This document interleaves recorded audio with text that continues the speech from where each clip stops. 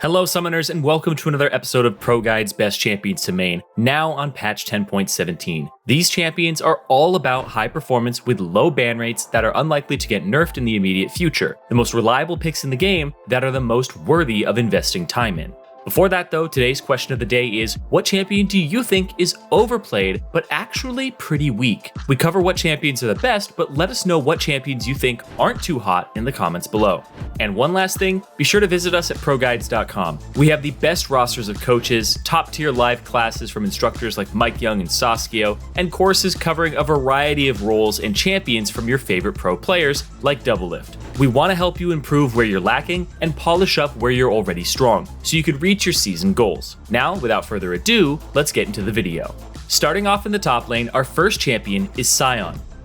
What am I? His kit brings a strong mix of crowd control, damage, and tankiness. His Q gives him great wave clear and zoning power in lane, and can be used to follow up on other CC to lock down and massively chunk any enemy you can catch with it, or use it to cheese your opponents that make the mistake of face checking you in a bush. W's shield not only helps you soak up immense amounts of damage in fights, its passive grants an infinitely stacking amount of HP for farming and getting takedowns on enemy champions.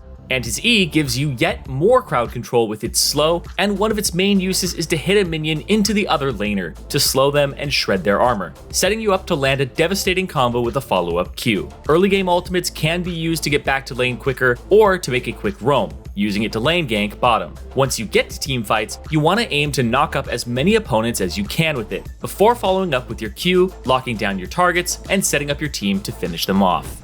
Going the more traditional tank route, Poppy is pretty much the definition of anti-fun.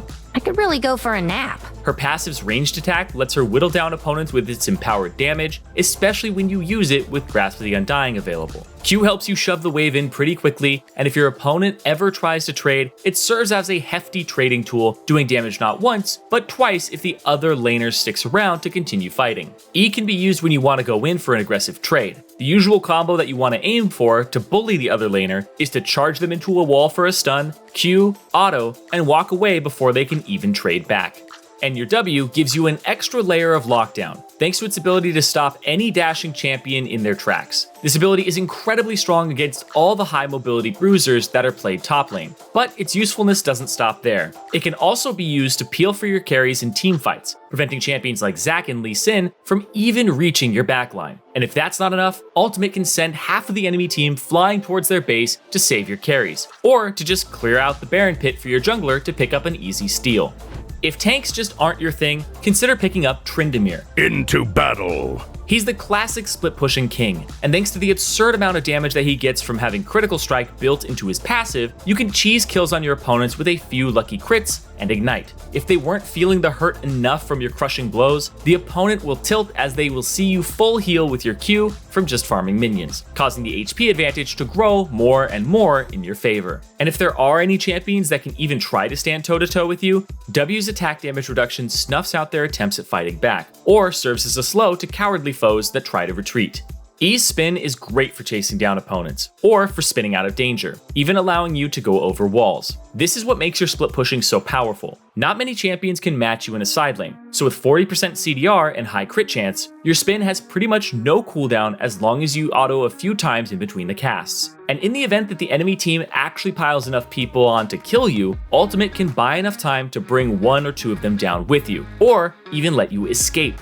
As a quick note to Tryndamere's build, you want to build a Stinger early, but sit on it. Make your first completed item Essence Reaver, and once Transcendence activates at level 10, you'll have 40% CDR. That's going to cover our top lane builds, so we'll recap them all on the screen right now. Make sure to take a look one last time at those builds. Now onto the jungle. Skarner is back in the meta thanks to his recent buffs, as long as he's fighting on his passive. I miss my kind. Skarner is a surprisingly strong duelist, and with the movement speed it grants, opponents can't really escape with his sticky kit locking them down. His Q provides an extremely quick and healthy wave clear, and gives constant Triforce procs when fighting. W's movement speed, in combination with the speed when you're on your spires, allows you to close the gap on your opponents. E's slow is huge, and with its recent buffs allowing it to easily hit multiple targets in a fight, it can be a great peeling or chasing tool, especially when you follow up on the E mark with auto attacks to stun the target. Once you're level 6, your ganks will really come online, with the point and click suppression ensuring kills in any lane where the enemy is even just a little bit overextended. In team fights, your ultimate can be used as a guaranteed way to kill carries that get caught in a bad place, or to peel threats off of your own backline. If you want to mix things up, Phase Rush is a great alternative keystone for when you want to ulti and drag someone back far away from the safety of their team. If you're all about early game pressure and snowballing a lead, Rek'Sai is a great pickup in the jungle. Her passive adds some sustain in her clear as long as you burrow and kite camps as your rage is consumed. When above ground, Q provides a very fast jungle clear, and when it comes to fighting champions, it synergizes insanely well with Hail of Blades, letting you shred an opponent before finishing them off with an E. Make sure to use E after fully stacking your rage, since it not only doubles the damage, but converts it to true damage, meaning even the tankiest of opponents don't stand a chance. Once the target is low enough, ulti serves as a practically inescapable execute that even follows flash to finish them off. When burrowing with W, your abilities shift to being more about utility. With Tremor Sense revealing opponents even out of vision, you can easily track where enemies are. Q can reveal targets or serve to finish off opponents that just barely almost escape with their lives. E lets you cruise around the map wherever you want, as long as you have a good network of tunnels untouched by opponents. Usually securing an early lead on Rek'Sai is pretty easy, but closing out games can be pretty difficult if you don't know exactly what you need to do. If you feel like you struggle with that, you should consider visiting one of our challenger level coaches at ProGuides.com. Amumu is one of the oldest junglers in League, but he's aged well. Okay. All these years later, he's still able to keep up with all the new champions coming out, thanks to him being both a tanky CC bot and a high damage threat. Amumu's ganks are fully reliant on landing your Q, so skill shot accuracy is make or break when it comes to securing kills. W and E provide huge AoE damage in the jungle, and with E's passive reducing physical damage, the clear is both quick and healthy. And once you reach level 6, you become one of the best team fighters in the entire game, with the potential to lock down an entire team with a well-placed ultimate. On top of the damage and crowd control, it also applies your passive, amplifying all magic damage dealt to the enemies you curse. Even when playing from behind, having such an impactful ultimate means you can turn around even the toughest of games. So have patience and look for the chance to wombo combo your way to victory. That covers the jungle builds this patch. Make sure to take one final look at the screen for a recap of them, because next up is the mid lane. Now looking at mid laners, Zilean is first on the list. Instead of carrying directly, his entire kit is built around enabling allies and shutting down enemies. Inevitably. His passive can take an ally that already has a lead and snowball them even further ahead with the experience it grants. Q is your only damaging ability and serves as wave clear in lane. Landing a double bomb on a target can dish out tons of damage, and the resulting stun guarantees kills in teamfights. E is a simple but incredibly strong and versatile ability, allowing you or an ally to dodge danger, engage fights, or applying a crippling slow to enemies trying to escape or engage themselves. And if all else fails, ultimate is the perfect way to save yourself or an ally, buying time for your team to reposition and protect the revived target and turn a fight around. Remember, Zilean's main role is to enable allies to carry harder, so there will be times where you need to make the tough choice to ulti an ally and sacrifice yourself for the greater good. While she's never been a bad pick, Neeko is doing particularly well. Hello, enemy! Which makes her the best decision. And with the Glacial build, you have the perfect mix of utility and damage to carry games with. Her Q gives great trading ability in lane, especially when following up on E's root. W's on-hit passive helps with trading and last hitting, but the real use is in its active, with the stealth and movement speed boost setting you up for some potentially crazy jukes and outplays. And your ultimate ties everything together, and when layered with your Glacial slows and E's root, is pretty much guaranteed to dish out huge damage while locking down the enemy for your team to follow up. And much like other Glacial Augment users, Neeko is especially strong in early to mid-game skirmishes, so make sure to abuse that by roaming as soon as you've built GLP. And now we have a frequent visitor on our lists. I must know more. Vel'Koz is still an incredibly solid choice in the mid lane. Thanks to his passive's true damage, even the tankiest of teams melt when he's able to put out damage from a safe spot. In lane, spam W to clear waves and don't go over-aggressive with E. Instead, save it in case you need to disengage from your lane opponent or incoming jungle ganks. Early on in the game, Q can help to poke an opponent out over time, but later in the game, once you hit 3 or 4 items, even a single Q can dish out massive amounts of damage from a safe distance. And where Vel'Koz really shines is in the team fights, where hitting an ultimate on top of his other abilities can completely erase an entire team. That's it for the mid lane, so as always, take a peek at the screen for a recap of those builds. And starting off with our bottom lane carries, Kog'Maw is first in line. We go. He has insanely high damage potential, but has 0 mobility built into his kit, so positioning is key when playing him. His Q helps shred down his target's resistances, while his W gives him extra range and allows him to melt even the tankiest of front lines. While he doesn't have mobility himself, his E's slow can serve to buy enough time for him to kill his enemies before they can even reach him. And his ultimate serves the dual purpose of scouting for enemies hiding in the fog of war, or as a long-range artillery to poke out opponents, with its range becoming pretty much a full screen's distance at maximum rank. If you feel like you have a good grasp on playing ADC, but you still struggle to carry your teams, be sure to visit ProGuides.com, where our top-tier coaches can help you understand where you may be lacking and help you put the carry in AD carry. And the next person on our list is another hyper carry. Twitch is also in a good spot right now. I'm on to you! With aggressive kill lanes not being super popular, he has plenty of room to scale up and reach his 2 and 3 item power spikes. Q stealth gives you a way to escape from danger, or to just position for an aggressive trade on your opponents. It can even be used to roam and gank mid lane, since most players aren't used to being ganked by an enemy bottom laner. W slow helps you land more autos, stacking up your passive so you can finish off your targets with a fat E.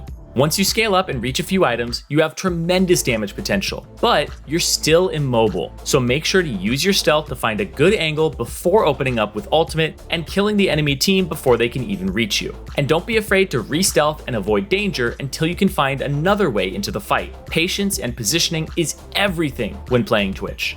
And here, if you'd rather opt for a mage over a traditional ADC, Ziggs is a great choice to blow away the competition. This'll be a blast! With some of the best poke and zone control in the entire game, Ziggs is insanely strong for controlling fights around objectives. His Q lets him throw out poke from a safe distance, and if the enemy even tries to counter it with an engage attempt, they end up taking even more damage as they try to trudge through his E's minefield. And as a final safety net, W's satchel charge can be used to knock enemies back or propel yourself to safety, depending on what you need in a given situation.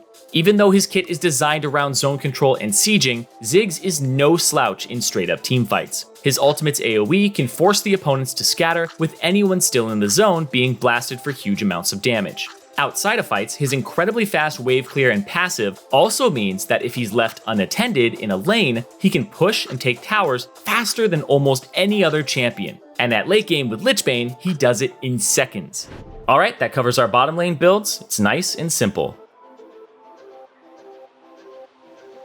Janna continues to be a top-tier support while flying under the radar. As you wish.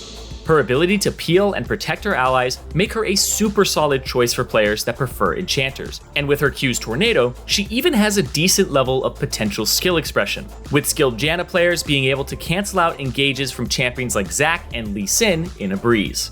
W provides plenty of harass in lane, letting you pressure the enemies as your carry farms. And in later fights, the slow adds to your already godly peeling abilities. While it's great for keeping allies alive, her shield also has the bonus of granting a pretty generous amount of attack damage to her target, meaning you're pretty much handing out BF swords in team fights. And your ultimate's use as both a huge AoE disengage and substantial heal to all allies in it means that you have to be mindful of your position in relation to both your team and the enemy to have the biggest impact.